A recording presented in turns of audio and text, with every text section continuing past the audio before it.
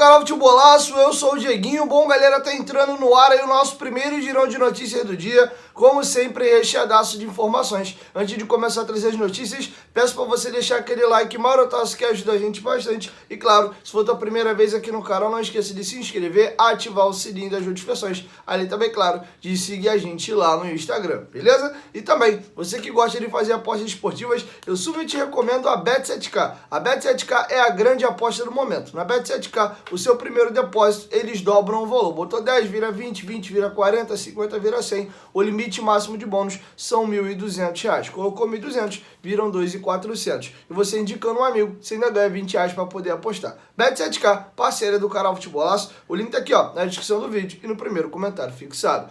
Bom, galera, vamos começar o nosso vídeo aí falando da janela. Hoje são 12 de agosto, a janela fecha na segunda-feira, dia 15, e não deve chegar mais nenhum reforço. Devemos ter sim a chegada de um treinador. Sobre reforços, o Gustavo Maia vai ser o último reforço, ele teve no CT, fez bateria de exame médico, tá aguardando agora a chegada da documentação, do Barcelona, para que ele possa ser inscrito e regularizado. Beleza? Falta apenas isso, então a tendência é que o Vasco anuncie lá para semana que vem. Vide que hoje já é sexta-feira. Beleza? E agora eu vou dar uma repaginada aqui e relembrar vocês a janela do Vasco, como é que foi. O Vasco se livrou de alguns jogadores e chegaram outros. O grande reforço foi o Alex Teixeira, chegou junto os laterais Paulo Vitor e Matheus Ribeiro, os atacantes Alex Teixeira, que eu já citei, Bruno Tubarão e o Gustavo Maia, e também chegou mais quem? Acho que foi isso, né? Acho que foram esses os reforços do Vasco na janela. Beleza? E agora eu vou falar para vocês das saídas. O Vasco liberou, vou até ter que ler porque é bastante jogador. Bruno Nazário foi pro Juventude, o Isaac foi pro Guarani, o Vitinho foi pro Arouca de Portugal, o MT acertou com Santa Clara de Portugal também, o Everton acertou com o Internacional e um jogador que eu esqueci de informar vocês aqui, o atacante Vinícius, o Vinicinho, foi emprestado ao Ituano, vai jogar a Série B aí junto com o Vasco da Gama. Ele foi emprestado aí até o final da Série B. E John Sanches, esse aí que já não vinha sendo relacionado há muito tempo, o contrato dele encerrou com o Vasco, expirou no começo do mês de agosto, e o jogador agora retornou para o Independente Del Valle. Beleza? Essa foi as mudanças do Vasco aí nessa janela. Deve chegar treinador. Paulo Brax já está comandando a equipe, inclusive ontem reuniu o grupo de jogadores e conversou com o mesmo. E a situação é a seguinte, dois nomes hoje aí pipocam mais forte dentro do Vasco. O que começa a ganhar força, pensando no quesito acesso, é Guto Ferreira.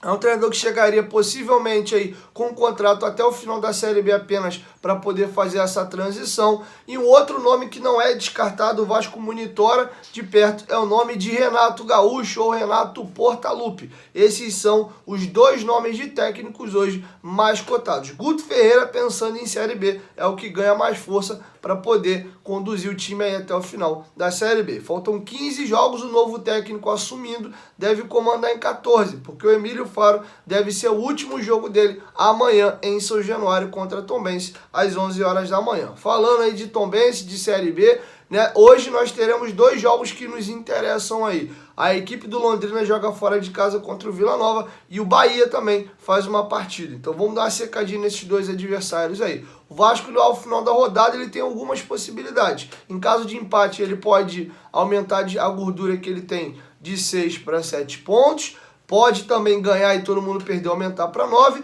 Pode também empatar e a galera ganhar e a distância encurtar de 6 para 4 pontos. Pode também perder e aí a distância cair para 3 pontos, beleza? Então essa é a situação do Vasco momentaneamente de rodada. Vamos falar agora de patrocínio. O Vasco anunciou agora há pouquinho que tem um novo patrocinador master na Vasco TV. É a empresa ETX Brasil Soluções. Eu vou ler para vocês o anúncio oficial do Vasco a respeito desse novo patrocinador. A HTX Brasil Soluções, empresa administradora de benefícios de plano de saúde, é a nova patrocinadora da Vasco TV. A empresa terá sua marca apresentada no pré-jogo do futebol profissional, no programa Vascaínos e Vascaínas e no podcast Fala Vascão, até dezembro deste ano. A estreia é já neste sábado, antes do jogo contra Tombense, em São Januário, pela 24ª rodada do Brasileirão.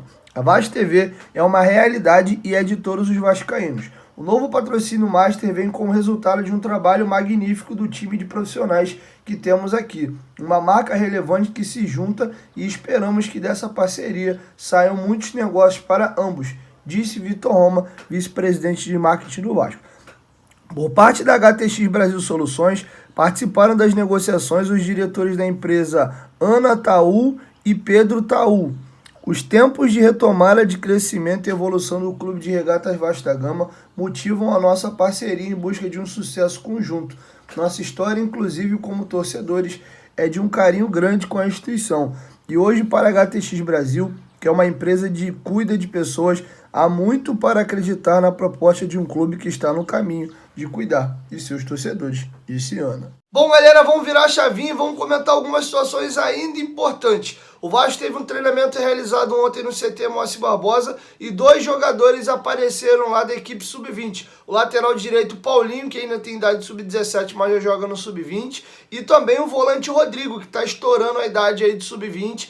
E o jogador treinou entre os profissionais. O Vasco faz esse rodízio rotineiramente para começar a dar cancha aos garotos. Eles treinaram vez ou outra com o profissional. Nessas subidas aí, alguns chamam muita atenção e acabam ficando. Foi o caso do Marlon Santos e também do Andrei, beleza? Bom, vamos agora falar sobre o prosseguimento da questão da SAF aí, porque nós já temos uma possível data de que o Vasco vai entrar em campo já sendo uma SAF. Eu vou ler para vocês aqui uma matéria do GE que está muito interessante, aonde eles trazem mais detalhes. A expectativa é de que isso já ocorra na partida contra a equipe do Bahia, no dia 28 de agosto. Bom, vou ler a matéria e vou interpretando para vocês aqui, porque tem alguns detalhes importantes para não deixar passar. Com a venda de 70% da Sociedade Anônima do Futebol, a 777 Partners, aprovada pelos sócios no último domingo, o Vasco no momento vive um processo de transição. A equipe foi a campo na derrota para a Ponte Preta nesta terça,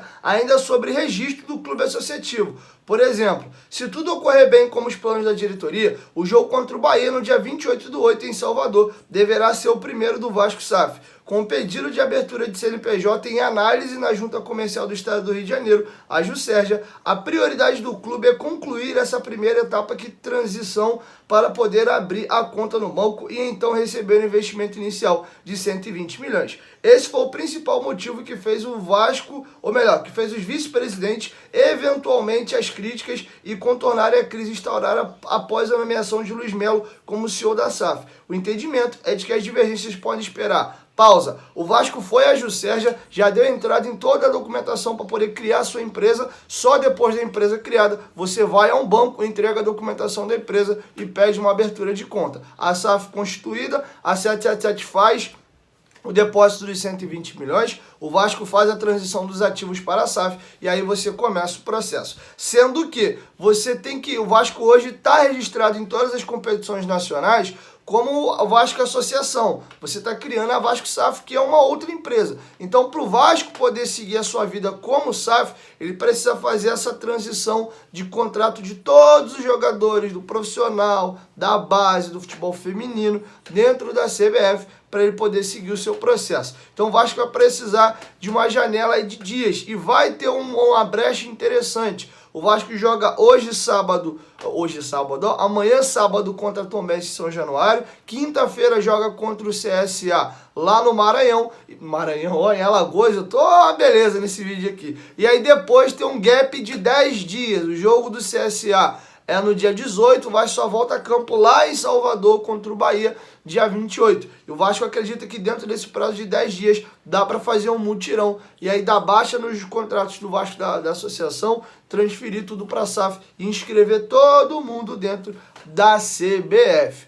Beleza? Então temos a possibilidade aí de já ter o Vasco jogando pela primeira vez em sua história como SAF no jogo contra o Bahia, beleza? E aí, sobre a discussão ali, lembra que eu botei para vocês há uns 2 dias atrás, primeira crise, né? Os vice-presidentes do Vasco ameaçaram até entregar os cargos, pedirem demissão dos seus cargos por causa do Luiz Melo ser o CEO da SAF, e aqui dentro da matéria fala isso. Eles deram uma pausa nessa discussão agora. Por quê? porque entende-se que esse processo de transição é importante, tem que todo mundo trabalhar para criar a SAF, mas eles vão voltar a discutir essa pauta logo a SAF aí seja constituída. Deu para entender? Vamos seguir. A segunda etapa consistirá na transferência dos ativos do clube para empresa recém-constituída, como os contratos de jogadores, membros da comissão técnica e funcionários. O clube terá que dar entrada em um novo registro, primeiro na Federação do Rio, ou seja, aqui na FERJ, e em seguida na CBF. Sai o Clube de Regatas Vasco da Gama e entra o Vasco SAF.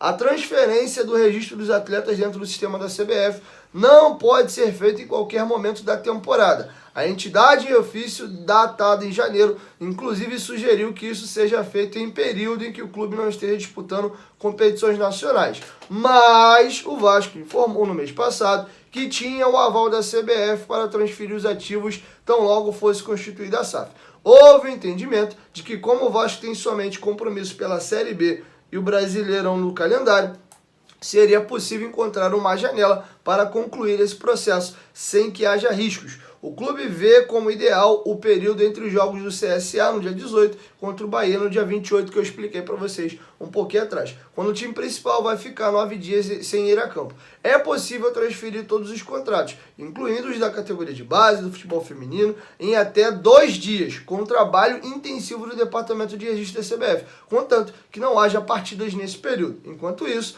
ainda como clube associativo, o Vasco enfrenta a Tombense nesse sábado às 11 horas da manhã em São Januário. Beleza, galera? Então esses são os próximos passos aí. Então, se tudo ocorrer como está planejando a atual diretoria, o jogo contra a Tombense é o penúltimo jogo da história do Vasco como associação.